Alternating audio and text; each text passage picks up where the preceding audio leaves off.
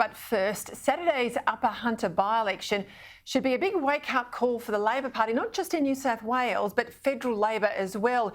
It looks like there's been a 3 percentage point swing to the Gladys Berejiklian government, even though, first, governments hardly ever have swings towards them in by-elections. Second, the former National Party member resigned, let's not forget, in disgrace. And third, the government itself was rocked by a scandal in the week before the poll with the ministerial resignation of Gareth Ward over a police investigation into sex abuse claims. So it's a pretty remarkable result with national ramifications.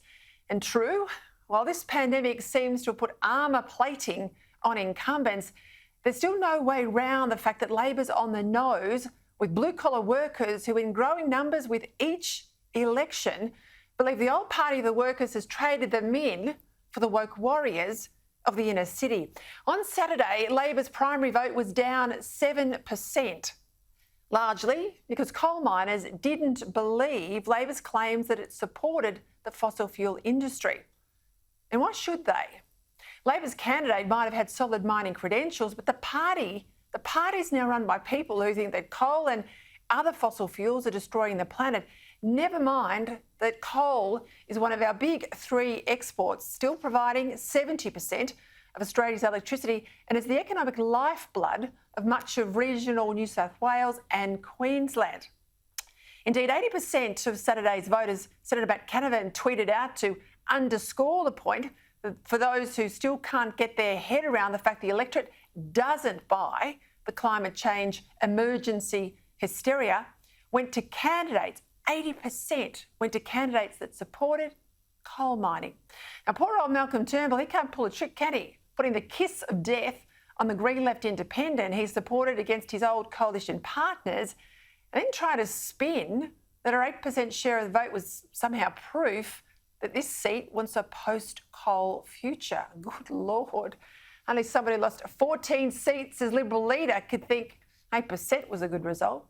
Now, this was a high-profile, high-stakes by-election where emissions, coal and green dogma were all there front and centre, and the choice of the voter was crystal clear. What finally torpedoed Labor's chances was the parade of their federal frontbenchers pouring scorn on the Morrison government's announcement last week of a $600 million gas-fired power station for the Hunter Valley. They should have listened to their federal colleague, Joel Fitzgibbon, shouldn't they? The Labor Party doesn't need to be in trouble. It needs to revisit its brand and start talking about the people it was born to represent. It was a terrible result on the weekend. Now, if Labor wouldn't support a new gas-fired power plant to keep power prices down and keep the lights on, and with a 30% less emissions rate than coal, well, there's every chance, isn't there, that a Labor government, if Albo's elected, would hurry the rest of our coal fleet into retirement and close down coal mines. That was front of mind there in the ballot box on Saturday. So it was smart politics of Scott Morrison and Angus Taylor to make that announcement so strategically, and just plain dumb of federal Labor not to back gas and the hundreds of jobs it will create, at least as a transitional fuel for the foreseeable future. The fact that Labor leader Anthony Albanese didn't think it was worth his while to even speak to Fitzgibbon in the aftermath of this disaster in Labor's heartland should mean the clock is again ticking on the Albanese leadership. I mean, why ring the guy who's in the Hunter in the middle of all of this for feedback when the views of Balmain and Marrickville are all that matter? Have you spoken to Joel Fitzgibbon about his comments? I mean, he said the loss for Labor is diabolical. No. Are you expecting Joel Fitzgibbon to contest the next election for Labor? That's a matter for the people of the electorate of Hunter. Still, if I were advising the federal government, the coalition, I'd caution against complacency or cockiness. Yes, left-wing parties around the world are having trouble holding on to blue-collar workers, and economically pragmatic conservatives who strongly back their countries, like Morrison and Britain's Boris Johnson, are sealing seats that have never been their territory. But as John Howard always used to say, political storms come out of clear blue skies.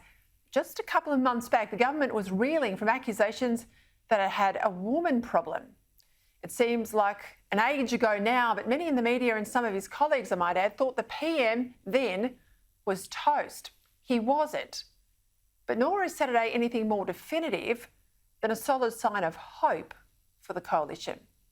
So rather than gloat over Labor's troubles, the government needs to redouble its efforts to get things done.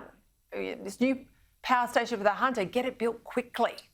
Actually get some dams approved and underway. Ensure there's a plan B for submarines should the French deal fall through. Get the whole country vaccinated. Again, vaccine choice will deal with hesitancy so state borders can't close again and international borders can start to open. And recommit, please, to budget repair that was once the core conviction of a Liberal government. Over coming days and weeks, there'll be a lot of conjecture about what this weekend's Upper Hunter vote really means. Take it from me, the lesson is clear. Political parties that are seen to abandon their core supporters don't just lose, they get humiliated. And that's true on the right as much as it is on the left. If you don't believe me, take a look at WA.